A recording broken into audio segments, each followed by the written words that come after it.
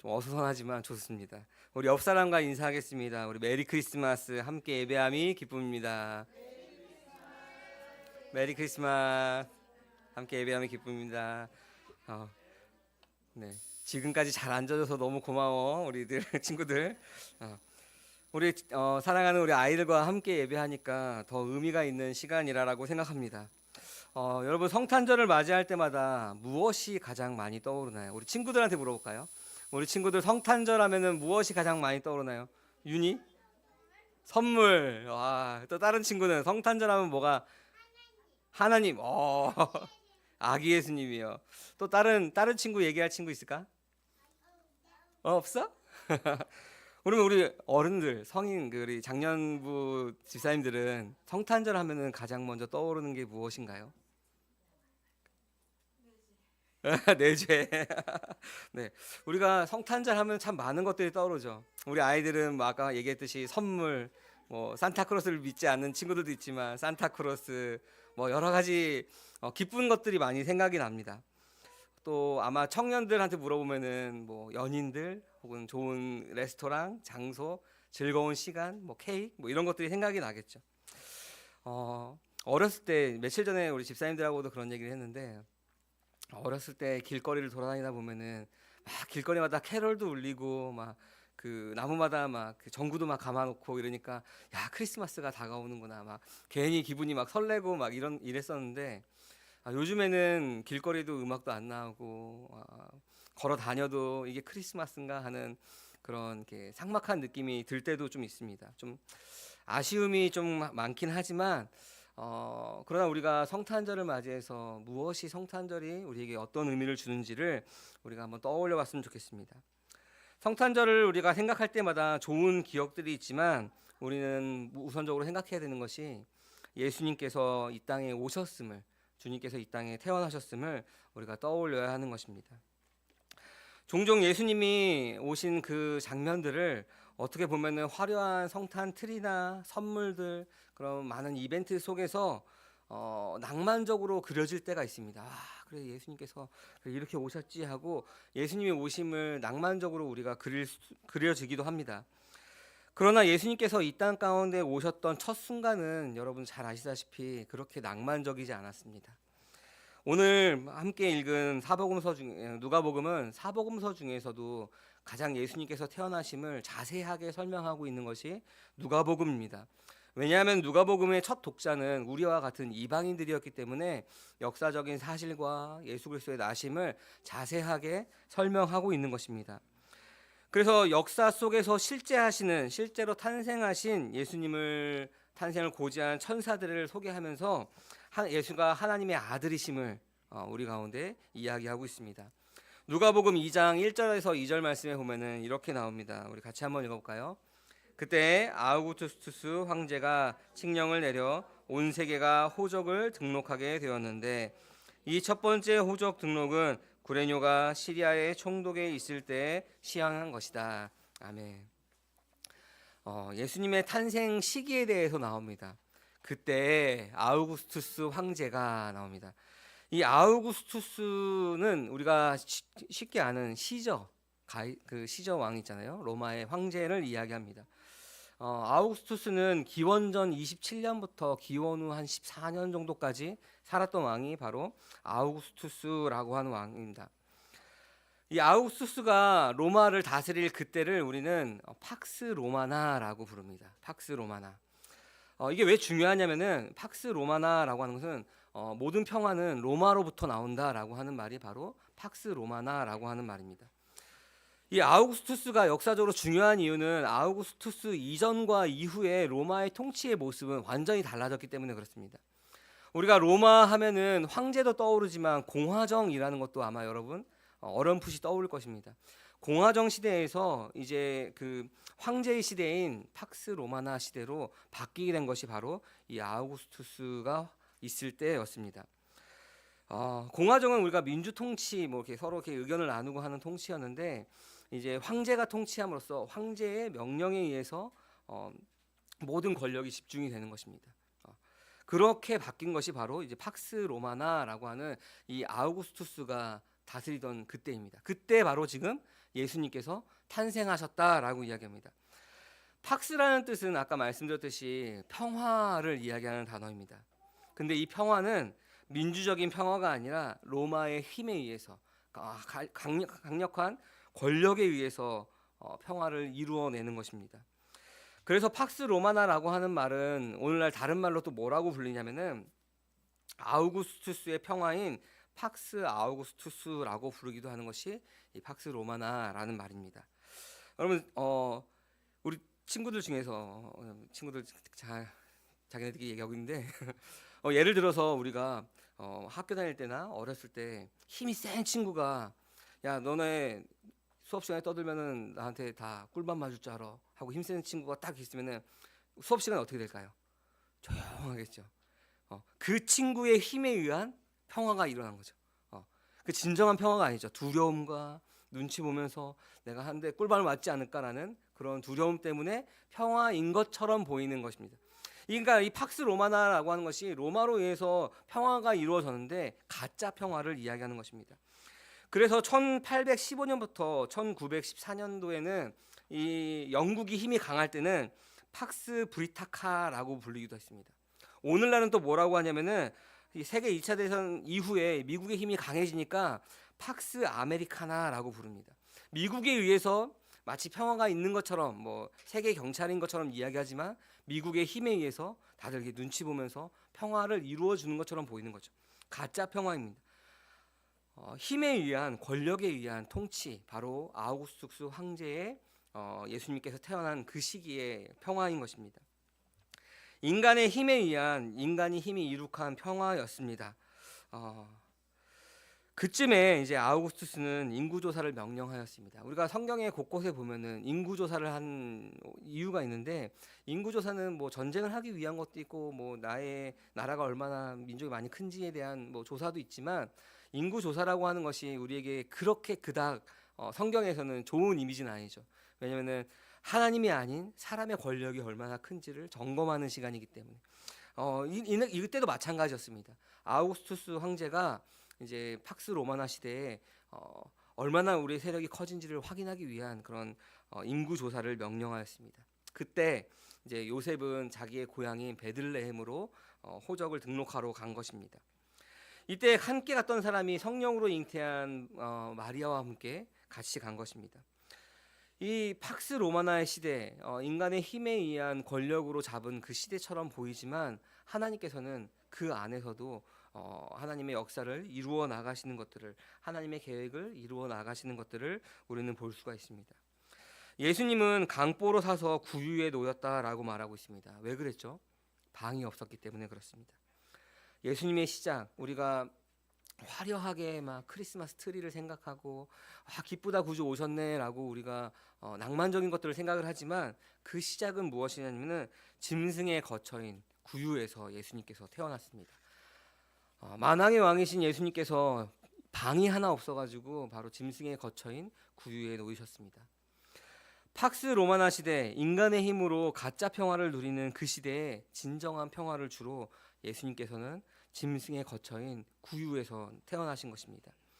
미가서 5장 2절에서는 우리에게 이렇게 말씀하고 있습니다. 우리 같이 한번 읽어볼까요? 그러나 너 베들레헴 에브라디아야, 너는 유다의 여러 족속 가운데서 작은 족속이지만 이스라엘을 다스릴 자가 내게서 내게로 나올 것이다. 그의 기원은 아득힌 옛날 태초에까지 거슬러 올라간다. 아멘. 구약의 선지자 미가는 장차 오실 예수님이, 메시아가 나실 곳을 예언했습니다. 이스라엘을 다스릴 자는 작은 고을인 베들레헴에서 나실 것이다 라고 이야기합니다. 근데 그 기원은 언제냐면은 아득한 옛날 태초까지. 그러니까 우리가 태초는 우리가 성경에서 요한복음에서 뭐라 하죠? 영원 이전의 세계를 이야기합니다. 영원의 세계에서부터 시작을 되는 것입니다. 공간적으로는 하늘에서 시작이 되는 것이며, 우리가 이 땅 가운데 만물 위에서 시작이 되는 것이 바로 예수 그리스도의 탄생인 것입니다. 그런 예수 그리스도께서 지극히 작은 고을인 베들레헴에서 인간의 힘에 의한 지배자인 아우구스투스의 인구조사를 통해서 하나님의 약속을 이루어 가시는 것을 우리는 볼 수가 있습니다. 또한 예수님의 나심은 하나님의 구원이 세상의 힘과 권력과 같은 모습이 아님을 보여주고 있습니다. 평화를 찾기 위해서 그 평화를 짓누를 수 있는 또 다른 큰 세력으로 나타나신 것이 아니라 작은 고을 짐승이 거처인 그 구유에서 바로 만왕의 왕이신 예수님께서 태어나셨다라고 하는 것입니다. 가장 낮은 자리에서 세상을 구원할 계획을 시작하셨습니다. 이는 하나님의 구원이 세상의 힘과 권력에서 시작되지 않았음을 우리는 볼 수 있습니다. 가짜 평화의 세상에서 오늘날도 비슷한 그러한 가짜 평화가 있지만 진짜 평화, 기쁨을 주로 예수 그리스도께서는 짐승의 거처로 오셨습니다. 세상의 방법, 세상의 상식을 완전히 벗어나는 모습으로 이 땅 가운데 오셨습니다. 여러분, 근데 이 기쁜 소식을 들은 사람은 또 누구냐면은 바로 메시아를 기다리던 종교인들, 바리새인들, 서기관 같은 그러한 위대한 지도자들이 아니라 당시 사회적으로 낮은 위치에 있었지만 그들은 가장 먼저 복음을 들었습니다. 누구냐면은 우리가 2장 10절에서 11절 말씀에 나옵니다. 우리 같이 한번 읽어볼까요? 천사가 그들에게 말하였다. 두려워 말하라. 나는 온 백성에게 큰 기쁨이 될 소식을 너희에게 전하여 준다. 오늘 다윗의 동네에서 너희에게 구주가 나셨으니 그는 곧 그리스도 주님이시더라. 아멘. 목자들에게 이 소식이 가장 먼저 전해졌습니다. 하나님은 낮고 소외된 자들에게 오셨습니다. 로마 황제에게로 가서 예수 그리스도의 탄생을 알리지 않고 구유에서 태어나신 것처럼 낮은 곳에 있는 자들에게 먼저 말씀하셨습니다. 여러분, 우리가 때로는 세상의 평화를 이루어낸 그 팍스 로마나라고 하는 힘에 의한 권력을 우리는 쫓아갈 때가 있습니다. 그것이 맞다라고 생각하고 거기에 있어야 우리가 평화로운 것처럼 생각할 때가 있습니다. 그러나 우리 오늘 말씀에서는 우리에게 분명하게 말씀하고 있습니다. 예수님께서 우리에게 전해주신 평화는, 그 기쁨은 세상의 힘과 권력에 의한 평화가 아니라, 가짜 평화가 아니라 진짜 기쁨을 전하러 오셨다라고 하는 것입니다. 예수님의 탄생은 우리와 함께 하신다는 그 임마누엘로서 우리에게 기쁨을, 평화를 주신다라고 하는 것입니다. 여러분, 14절에 보니까 이렇게 말씀하고 있습니다. 우리 14절 말씀 같이 한번 읽을까요?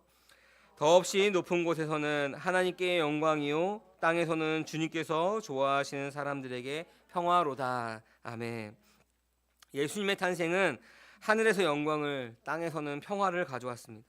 인간의 힘으로 이루어진 가짜 평화인 이 팍스 로마나는 일시적이고 제한적입니다. 그러나 하나님이 주시는 그 평화는 영원한 평화인 것입니다. 예수님은 우리에게 그 평화를 주시기 위해서 이 땅에 오셨습니다. 창세 전에 하나님께서는 사람에게 영원한 생명을 약속하셨습니다. 요한 1서 5장에 보니까 이렇게 말씀하고 있습니다. 아들이 있는 자에게는 생명이 있고 아들이 없는 자에게는 생명이 없다라고 말씀하십니다.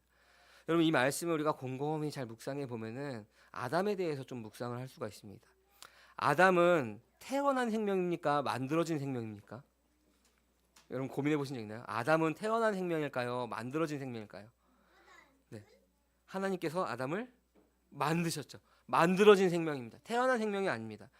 자, 그러면은 아담도 그 아들을 믿을 때, 우리가 구약성경 곳곳에 그런 이야기가 나오는데, 아담도 그 아들을 믿을 때, 그러니까 예수 그리스도가 하나님의 아들이심을, 구원자심을 믿을 때, 그 영접할 때 생명을 얻는 것입니다. 만들어진 생명에서 태어난 생명이 되는 것입니다.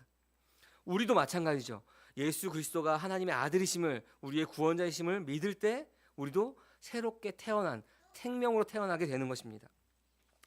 그러나 아담은 어떻게 했죠? 새롭게 태어나기 전에, 태어난 생명을 얻기 전에 범죄하여서 하나님을 떠났습니다. 그래서 로마서의 말씀처럼 모든 사람이 아담 안에서 범죄하여 하나님을 떠나서 사망에 이르게 된 것입니다.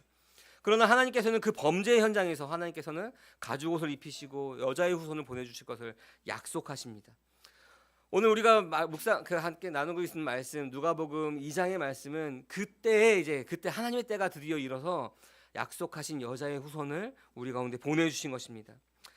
오늘 성탄절을 맞이하여서 하나님의 아들이 오심을 우리가 기념하며 감사하는 것입니다. 12월 25일이 정말 예수님의 생일이 맞냐 아니냐, 당연히 우리가 예수님의 생일이 12월 25일이 아닌 걸 당연히 다 알고 있죠. 그러나 이때를 우리가 기념하고 있지만 그것이 중요한 것이 아니라 예수님께서 왜 이 땅 가운데 오셨는지 그 의미가 더 중요한 것입니다. 예수 그리스도께서는 이 땅에 오셨고 십자가의 죽으심으로 우리의 죄를 사하시고 그 약속된 생명을 우리에게 주셨습니다. 만들어진 생명이 아니라 하나님 앞에서 우리가 새롭게 태어난 생명을 갖게 된 것입니다. 하나님께서는 예수 그리스도의 죽음을 두고 하나님께 영광이다라고 말하고 있습니다. 역설적인 것처럼 보이죠. 아들이 죽었는데 왜 하나님께 영광이 될까? 어떻게 죽음이 영광이 될 수 있는가라고 말하고 있습니다. 예수님의 죽으심으로 많은 사람에게 생명을 주었기 때문에 그렇습니다. 여러분, 우리 말씀에도 그렇게 나와 있죠. 한 알의 씨가 땅에 떨어져 썩지 아니하면 열매를 맺을 수 없다라고 이야기하고 있습니다. 그러나 한 알의 씨가 땅에 떨어져 썩으면 많은 열매를 맺는 것입니다. 이렇게 예수 그리스도의 죽음이 하나님께 영광이 되는 것입니다. 동시에 그의 죽음은 기뻐하는 사람들 중에 평화다라고 이야기하고 있습니다. 여러분, 팍스 로마나라고 이야기하고 있습니다. 팍스 로마나는 우리가 누구의 힘에 의해서 이루어진 거죠? 인간의 힘에 의해서 이루어진 것입니다. 그러나 하나님의 평화는 예수 그리스도 그 독생자의 죽음으로 주시는 평화인 것입니다. 아담 안에서 원수되었던 인간이 예수 그리스도의 죽음과 부활을 믿음으로 의롭게 되고 그로 말미암아 하나님과 평화를 누리게 된 것입니다. 그리고 땅에서는 하나님이 기뻐하시는 사람들 중에 평화다라고 이야기하고 있습니다. 사랑하는 성도 여러분, 우리가 남자들은 그걸 잘 모르지만 여성분들은 잘 알죠. 그 해산의 고통이 얼마나 큰지 잘 알고 있습니다. 근데 해산의 고통이 정말 크지만 생명이 태어난 기쁨보다 그 고통이 크진 않죠. 생명이 태어남으로 여러분 그 해산의 고통을 다 잊어버리는 것입니다. 이렇게 얘기하면은 안 나봤으니까 그러신라고 얘기할 수 있는데 생명이 태어남으로 그 해산의 고통을 잊어버리는 것입니다. 그리스도 안에서 새롭게 태어난 우리를 보고 하나님께서 기뻐하시는 것입니다. 여러분, 잃어버린 99마리 양보다 뭘 더 기뻐하시죠? 잃어버린 99마리죠. 가지고 있는 99마리보다 잃어버린 한 마리 양을 더 기뻐하시는 것입니다. 그 한 마리를 찾을 때 천국에서는 잔치가 일어난다라고 이야기합니다. 여러분, 누구든지 그리스도 안에 있으면 새로운 존재로 태어나는 것입니다. 우리가 오래 믿었던, 적게 믿었던, 돌아가시기 전에 하루 전에 믿었던 우리가 그 잃어버린 한 마리 양이 될 때 하나님께서는 우리를 보고 기뻐하시는 것입니다. 우리가 처음 예수를 믿을 때 우리는 자기가 원하는 그리스도를 믿습니다. 이건 부인할 수 있는 사람은 그 누구도 없을 것입니다. 그래서 예수를 그리스도라고 고백하면서도 우리는 사람의 일을 구합니다. 그것이 팍스 로마나를 쫓아가는 모습으로 살아갑니다. 세상의 일들을 구합니다. 세상에서 주는 이런저런 복들을 받고 싶어서 그것에 매달려서 기도하죠. 그러나 우리가 그것이 시작인데 믿음은 들음에서 난다라고 했습니다. 말씀을 통해서 예수가 그리스도이심을 진정으로 나중에 알게 되는 것입니다. 말씀을 들음으로 말미암아입니다. 나를 위해 죽으시고 부활하셔서 생명을 주셨다는 것을 우리가 알게 되는 것입니다. 이때 비로소 진정한 죄사함의 역사가 일어나게 되는 것입니다. 여러분, 팍스 로마나 시대, 아우구스투스 그 시대에 예수님의 생애는 정말 짐승의 거처인 구유에서 시작되었습니다. 그리고 모두가 꺼려하는 십자가에서 생을 마쳤습니다. 만왕의 왕 되신 분께서 시작이 모두가 꺼려하는 구유와 모두가 꺼려하는 십자가에서의 처음과 끝이 있었습니다. 이것이 거짓 평화의 시대, 팍스 로마나 시대의 진정한 큰 기쁨의 소식인 것입니다. 여전히 사람들은 권력 앞에 무릎 꿇습니다. 인간의 힘으로 이루어낸 가짜 평화 앞에 진짜 평화인 것처럼 굴복합니다. 디트리 보네퍼는 그래서 이렇게 이야기하고 있습니다. 세상에 힘있고 위대한 자들이 용기를 잃는 곳, 그들의 영혼 깊은 곳에서 진심으로 두려워하는 장소가 둘이 있다. 다름이 아닌 예수가 누이신 구유와 그가 죽으신 십자가이다. 오늘 우리는 성탄절을 맞이해서 우리가 함께 모여서 예배하고 있습니다. 구유 앞에 서서 예수님의 탄생을 기뻐할 뿐 아니라 그의 죽음과 부활을 통해 주어진 구원을 우리가 기억해야 할 것입니다. 말씀을 처음 시작하면서 드렸던 질문입니다. 우리 아이들에게도 드렸던 질문인데, 성탄절을 맞이해서 어떤 것이 가장 먼저 떠오르나요? 여러분, 여전히 선물과 크리스마스 트리와 산타크로스 혹은 좋아하는 연인들과 함께하는 그런 시간들이 여러분 아직 떠오르십니까? 우리 예수 그리스도를 기억하시기 바랍니다. 무엇 때문에 이 땅 가운데 오셨고 무엇 때문에 돌아가셨는지, 십자가에서 죽으셨는지를 여러분 기억하시기 바랍니다. 그분은 우리의 삶 속에서 가장 낮은 곳으로 오셔서 우리를 죄에서 구원하시는 참된 구원자이십니다. 그 구유 앞에 우리의 마음을 열고 예수님을 맞이하시길 바랍니다. 그분이 저와 여러분에게 오늘 함께하는 모든 성도님들 가운데 진정한 평화와 하늘의 기쁨을 주시는 분이십니다. 우리가 그것을 기억하면서 오늘 성탄절을 보냈으면 좋겠습니다. 우리 이 시간 함께 들은 말씀을 기억하면서 잠깐 기도하겠습니다. 우리가 이렇게 기도했으면 좋겠습니다. 사랑의 하나님,